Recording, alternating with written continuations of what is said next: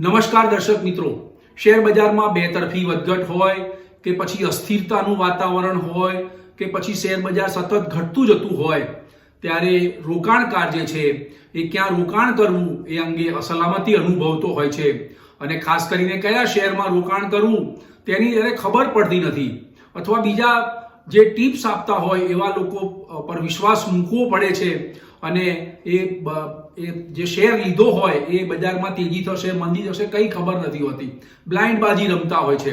તો આવા સંજોગોમાં રોકાણ માટે એક બેસ્ટ ઓપ્શનની માહિતી હું આપને આપવાનો છું.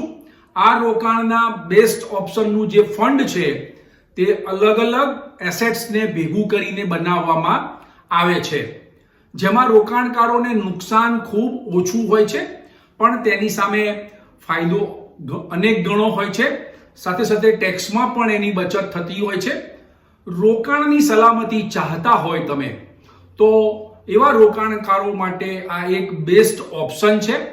આ રોકાણના ઓપ્શનની વાત હું આજે આ વિડીયોમાં કરવાનો છું, તો આપ વિડીયોને આપ અંત સુધી નિહાળજો. મિત્રો, ઇન્વેસ્ટિંગ A to Z માં આપનું સ્વાગત છે. હું ભરત પંચાલ.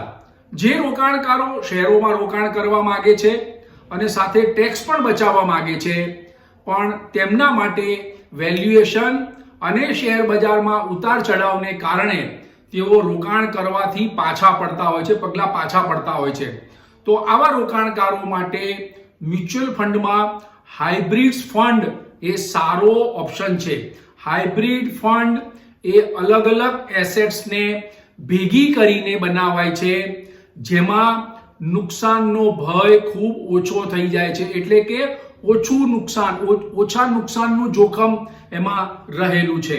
તો મિત્રો, આવો આપણે આ હાઇબ્રિડ ફંડ શું છે, કેવી રીતે કામ કરે છે, એના ફંડનું એલોકેશન કેવી રીતે થાય છે, હાઇબ્રિડ ફંડના ફાયદા શું છે એ અંગે વિગતવાર માહિતી આપણે મેળવીએ. સૌપ્રથમ કેટલાક ડેટા ઉપર આપણે નજર કરીએ. તો મિત્રો, છેલ્લા 22 વર્ષમાં શેર બજારમાં શેરોએ 12 વખત, સોનાએ 9 વખત અને ડેટ સિક્યુરિટીએ માત્ર 1 વખત સારું પ્રદર્શન કર્યું છે, એટલે કે સારું વળતર આપ્યું છે. આનાથી સ્પષ્ટ થાય છે કે હાઇબ્રિડ સ્ટ્રેટેજી કેટલી જરૂરી છે. અહીં અગ્રણી મ્યુચ્યુઅલ ફંડોના આંકડા જે રજૂ કર્યા છે અગ્રણી મ્યુચ્યુઅલ ફંડોએ એ અનુસાર જોઈએ તો નિફ્ટી 50માં કે જેમાં મોટી અગ્રણી કંપનીઓના શેર છે જેનો પ્રાઇસ અર્નિંગ રેશિયો એટલે કે PE કહેવાય, પ્રાઇસ અર્નિંગ રેશિયો 23 છે. છેલ્લા 5 વર્ષની સરેરાશ જોઈએ 24.4% કરતા થોડો ઓછો છે. પરંતુ BSE મિડ કેપનો PE 43.1 અને BSE સ્મોલ કેપનો PE 250 સ્મોલ કેપ 250 શેર છે એનો PE 43.2 છે. આ વીતેલા 5 વર્ષની સરેરાશ 33.8 અને 27.4% કરતા ખૂબ વધારે છે. આના પરથી એમ જાણવા મળે છે કે લાર્જ કેપની સરખામણીએ મિડ કેપ અને સ્મોલ કેપ ઇન્ડેક્સ ખૂબ ઊંચા છે, એટલે કે મોંઘા છે. મિત્રો, હવે આપણે સમજીએ હાઇબ્રિડ એટલે શું. તો હાઇબ્રિડ એ મ્યુચ્યુઅલ ફંડ્સ છે. હાઇબ્રિડ ફંડ એ મ્યુચ્યુઅલ ફંડ છે જે ઇક્વિટી, ડેટ, ઇક્વિટી અને સોનું અથવા ઇક્વિટી અને રિયલ એસ્ટેટ એમાં આવા અનેક એસેટ્સ ક્લાસમાં એ રોકાણ કરે છે. હાઇબ્રિડ ફંડમાં જે રોકાણ કરવામાં આવે છે એમાં વૈવિધ્ય રોકાણ હોય છે. ઇક્વિટી શેરોમાં કરવામાં આવે, સોનામાં કરવામાં આવે, ડેટ્સ ફંડમાં કરવામાં આવે અથવા ગવર્મેન્ટ સિક્યોરિટીઝમાં કરવામાં આવે, રિયલ એસ્ટેટમાં કરવામાં આવે. એટલે વૈવિધ્યપૂર્ણ ઇન્વેસ્ટમેન્ટ થતું હોય છે, ડાયવર્સિફિકેશન ઇન્વેસ્ટમેન્ટ પ્લાન હોય છે.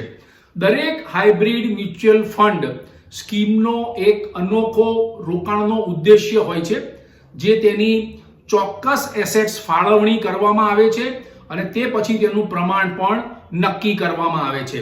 જે ફંડમાં તમારું રોકાણ વિવિધ એસેટ્સમાં જાય છે જેથી તે વધુ સુરક્ષિત રહે છે. એટલે એક જે ઇન્વેસ્ટમેન્ટ ઓપ્શન છે શેરમાં એનું નબળું પ્રદર્શન રહ્યું તો ડેટ સિક્યોરિટીમાં સ્થિર તમને વ્યાજની આવક મળવાની છે, એટલે જે નુકસાન થવાનું છે એ મિનિમાઇઝ થઈ જશે. એટલે આ વધુ સુરક્ષિત છે એટલે કે તમારું રોકાણ જોખમને નિયંત્રિત કરી દે છે. મિત્રો, હાઇબ્રિડ ફંડનું એલોકેશન કેવી રીતે થાય છે?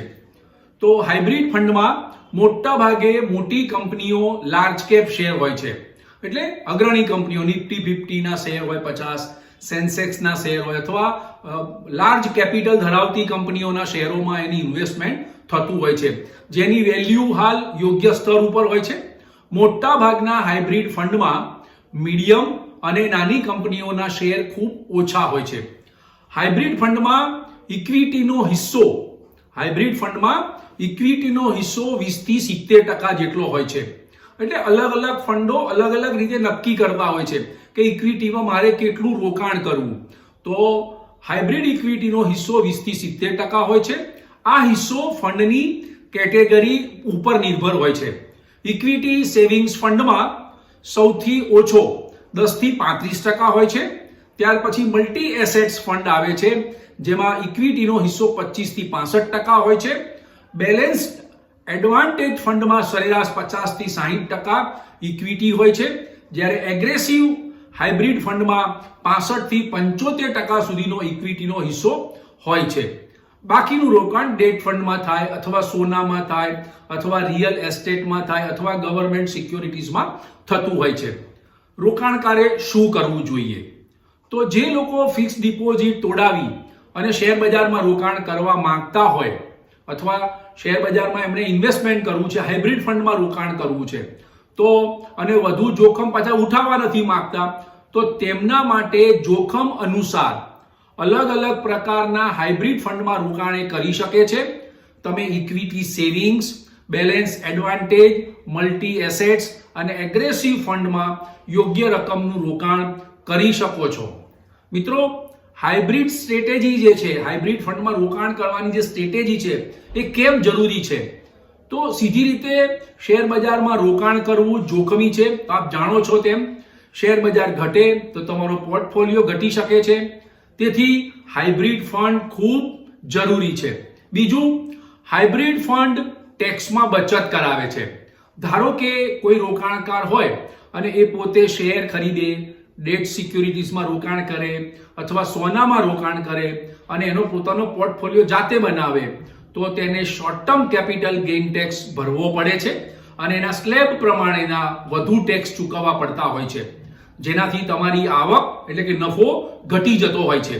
પણ મિત્રો, હાઇબ્રિડ ફંડમાં જે રોકાણ કરે છે રોકાણકાર, એના ટેક્સમાં બચત થાય છે. તેનું કારણ એ છે કે તેમાં વધારે કેટેગરીના ટેક્સ સ્લેબ માટે ઇક્વિટી ફંડના સ્લેબની જેમ જ ગણાતા હોય છે, એટલે તમારી ટેક્સમાં પણ બચત થતી હોય છે. મિત્રો, હવે સવાલ એ થાય છે કે હાઇબ્રિડ ફંડ કેવી રીતે કામ કરે? તો હાઇબ્રિડ ફંડ મુખ્યત્વે બે રીતે કામ કરતા હોય છે. ઇક્વિટી અને ડેટ સિક્યુરિટીમાં રોકાણ કરે છે.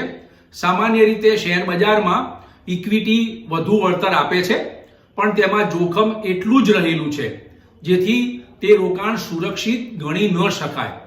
પણ ડેટ સિક્યુરિટીમાં કરેલું રોકાણ શેર કરતા ઓછી કમાણી કરે છે અથવા ફિક્સ ઇન્કમ તમને આપે છે, જે ટકાવારી નક્કી કરી હોય એ પ્રમાણેનું વ્યાજ મળે, પણ તેમાં જોખમ રહેતું નથી અને વ્યાજની આવક સ્થિર થઈ જાય છે.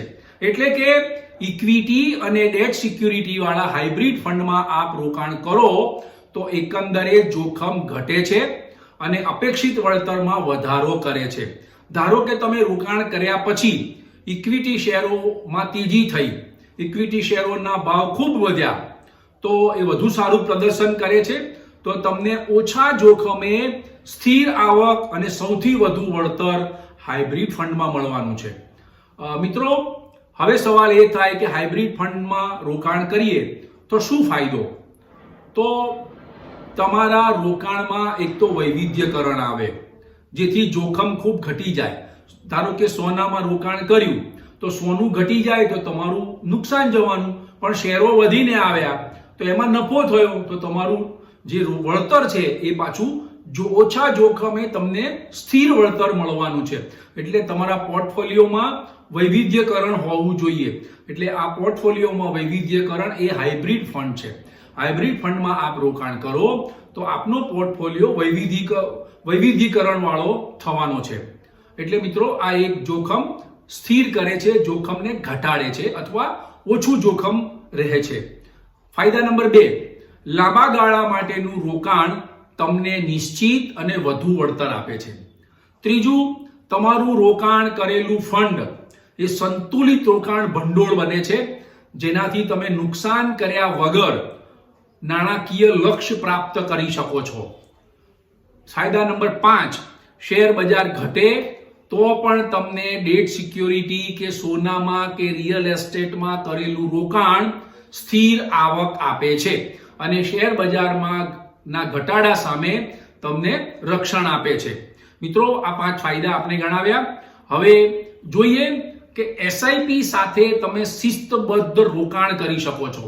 દર મહિને તમે એસઆઈપી કરો એટલે ડિસિપ્લિન આવી જાય કે મારે મહિને 5,000 રૂપિયાની એસઆઈપી મેં કરી છે, તો સેવિંગ્સ એકાઉન્ટમાંથી અથવા કરંટ એકાઉન્ટમાંથી 5,000 રૂપિયા ફિક્સ તમારા એસઆઈપીમાં જતા જ રહેવાના છે. એટલે શિસ્તબદ્ધ ડિસિપ્લિન આવશે તમારા રોકાણમાં.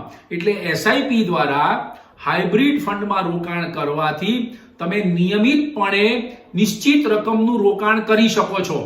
આનાથી શિસ્ત સ્થાપિત થાય છે, ડિસિપ્લિન સ્થાપિત થાય છે. તમે વિવિધ ભાવે યુનિટ પણ ખરીદો છો, જે બજારના વધઘટને વધુ સરળ બનાવી શકે છે. બજાર વધે અથવા ઘટે, જો વધે તો ઓછા યુનિટ ખરીદવા મળે, પણ ઘટે તો વધુ યુનિટ ખરીદવા મળે.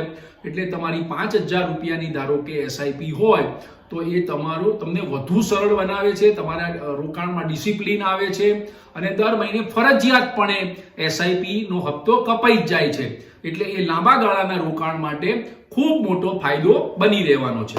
મિત્રો, બીજી વાત કરીએ તો પ્રોફેશનલ મેનેજમેન્ટ હોય છે. મ્યુચ્યુઅલ ફંડોનું જે સંચાલન કરતા હોય છે તેઓ પ્રોફેશનલ મેનેજમેન્ટ વ્યવસાયિક રીતે સંચાલન કરતા હોય છે.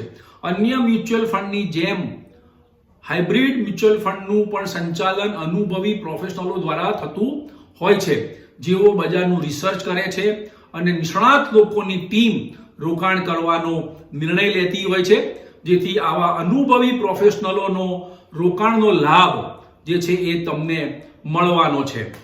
શ્રેષ્ઠ હાઇબ્રિડ મ્યુચ્યુઅલ ફંડ કેવી રીતે પસંદ કરવું?